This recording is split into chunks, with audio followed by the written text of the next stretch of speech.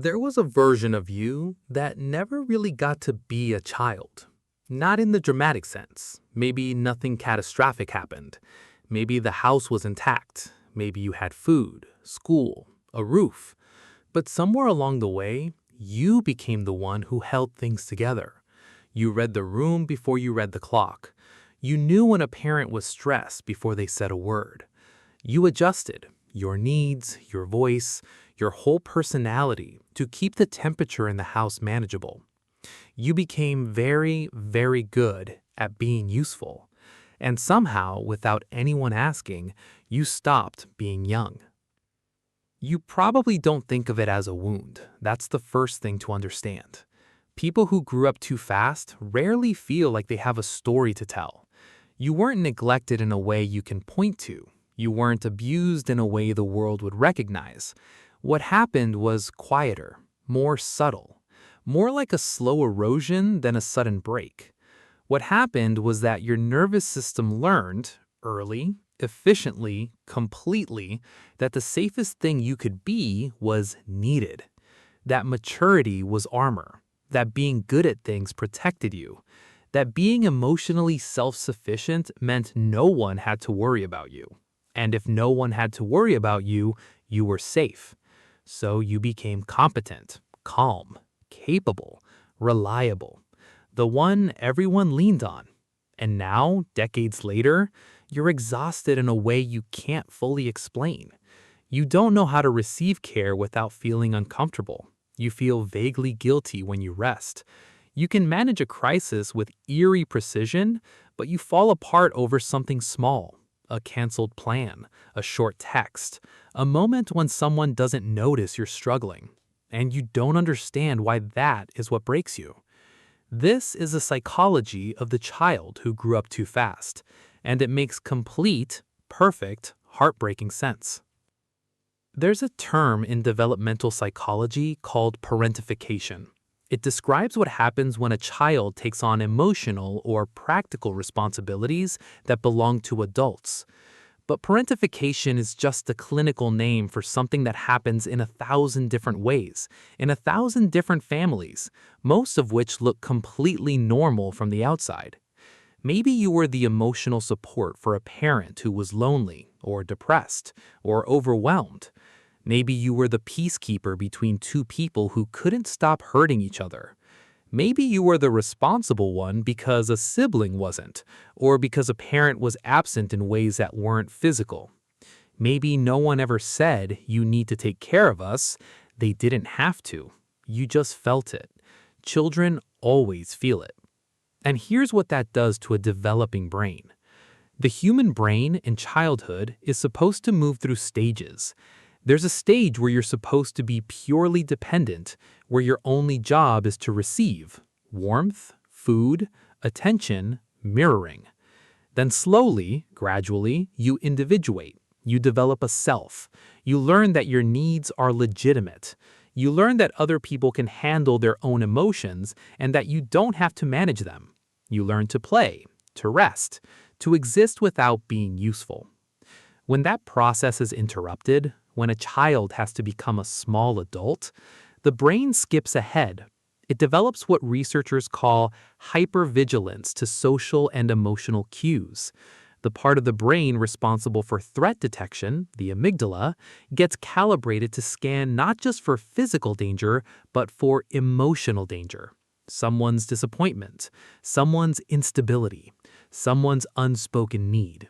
You become essentially a specialist, an expert in other people's emotional states, extraordinarily attuned, extraordinarily responsive, and extraordinarily unable to locate yourself in the middle of all of it. Here's the metaphor I want you to hold on to, because I think it explains everything. Think of psychological development like a house being built. When construction goes in the right order, foundation first, then walls, then roof, the structure is solid. Each floor supports the next. But when a child grows up too fast, the upper floors get built before the foundation is finished. The house looks fine from the outside, impressive even, but underneath, Some rooms were sealed off before they were completed. Some walls went up around spaces that were never properly furnished. You are that house, highly functional, visibly capable, and carrying somewhere in your lower floors a series of rooms that were never finished. Rooms that hold needs you were never allowed to have, emotions you were never allowed to express, a younger self who never got to simply be held without having to earn it. The exhaustion you feel isn't weakness. It's the structural strain of a building that's been bearing weight it wasn't designed to carry yet. And the real work, isn't about performing more repairs on the upper floors. It's about going back down, opening those sealed rooms, and finishing what was never finished. So, how do you actually do that? Here are 4 tools built around that framework. The first tool, the unfinished room inventory. Most people who grew up too fast don't know what they missed because they were too busy surviving to notice the absence. The unfinished room inventory is a reflective practice, not a therapy exercise. It's simple. You ask yourself, what did children in stable homes get to do, feel, or receive that I never did? Not in a self-pitying way, in a genuinely curious, anthropological way. Maybe the answer is they got to be bored without it being a problem.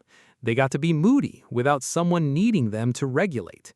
They got to want things, loudly, unashamedly, and have someone try to meet those wants.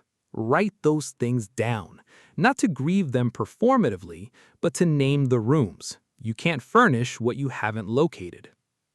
The second tool, the competence pause. Here's a pattern that runs almost universally in people who grew up too fast. When something hard happens, you immediately move into function mode. Someone delivers bad news, and you start problem solving. You lose something meaningful, and within hours you're reorganizing, planning, coping. You are so good at coping that you skip the feeling entirely. The competence pause is an intentional interrupt. When you notice yourself moving into function mode, especially around something emotionally significant, you set a small, bounded window of time, 5 minutes, 10 minutes, where you are not allowed to fix anything, where the only instruction is, what am I actually feeling right now underneath the competence? You're not trying to break down. You're not trying to perform emotion. You're just building the habit of feeling before fixing, which is neurologically how emotional processing is supposed to work. The limbic system needs a moment to register the event before the prefrontal cortex takes over and turns everything into a task. Over time, this retrains the sequence. You don't stop being capable. You just stop using capability as a hiding place. The third tool, receiving practice. People who grew up too fast are often deeply uncomfortable receiving care, receiving help, receiving compliments, receiving rest. It feels dangerous in a way that's hard to articulate, like something will be required of you in return, or like you'll lose the control that's kept you safe. Receiving practice is exactly what it sounds like, and it starts smaller than you think. The entry point is letting someone do something for you without immediately reciprocating or minimizing it. Someone says, you handled that beautifully, and instead of deflecting, you pause, breathe, and say, thank you. Someone offers to help, and instead of saying, no, I'm fine, you let them. Someone asks how you're doing, and instead of giving the competent answer, you give the honest one, even if it's just, actually, I'm a little tired. These feel trivial. They are not trivial. They are practice runs for the nervous system, small exposures to the experience that receiving is safe, that being cared for doesn't cost you your autonomy, that dependence in small doses doesn't mean collapse. You are rebuilding the part of you that was sealed off before it got to learn this. The fourth tool, the age drop check-in. This one is unusual, but stay with it. When you notice yourself in a disproportionate emotional reaction, you're far more hurt than the situation seems to warrant, or you're feeling a panic that doesn't match the facts, ask yourself, how old does this part of me feel right now? Not as a therapeutic exercise you have to analyze, just as information. Because often what's happening in those moments is that a sealed room has been opened. The unfinished 8-year-old or 12-year-old or 14-year-old part of you has been activated, and they're responding to this current moment with the survival logic of then. When you can name that, this is a younger part of me reacting, you create just enough distance to respond differently. You can, in a sense, be the adult in the room for your own inner child. Not in a precious, therapeutic way, in a practical one. You can say, I understand why you're scared, but we're safe now. Let me handle this. You are not split into pieces. This is just a language for something real. That healing, for people who grew up too fast, often involves retroactively parenting the self that never got to be parented enough. Now, one important nuance, because this work comes with a shadow side. When people discover this framework, there's a risk of moving into what you might call grievance mode, a place where every difficulty gets attributed to childhood, where parents become villains, where the whole architecture of your adult life starts to look like damage. That is not where this work leads, and it's not where it's useful. Most parents who created these dynamics were not cruel. They were overwhelmed, unresourced, carrying their own unfinished rooms. The parentified child is often created by a parentified parent, the pattern passing down not out of malice but out of a kind of emotional inheritance, a wound replicating itself because no one knew how to stop it. Understanding what happened to you is not the same as being defined by it.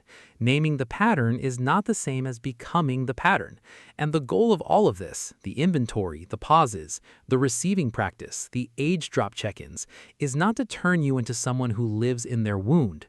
It's to finish the house so that you can live in it fully. You spent years being the steady one, the responsible one, the one who made it easier for everyone else to fall apart. You are allowed to put some of that down now. Not all at once, not in a way that abandons the people you love or the life you've built. Just slowly, deliberately, you are allowed to begin asking, what do I actually need? What was I never allowed to want? What rooms in me have been waiting quietly for someone to come back and finish them? The answers won't come all at once. But the fact that you're asking, the fact that you've stayed with this video until this moment, suggests that something in you already knows the renovation is overdue. You grew up fast because you had to. You can grow up fully because you choose to. And that second growing up, the one you do on purpose with understanding at your own pace, is the one that actually counts.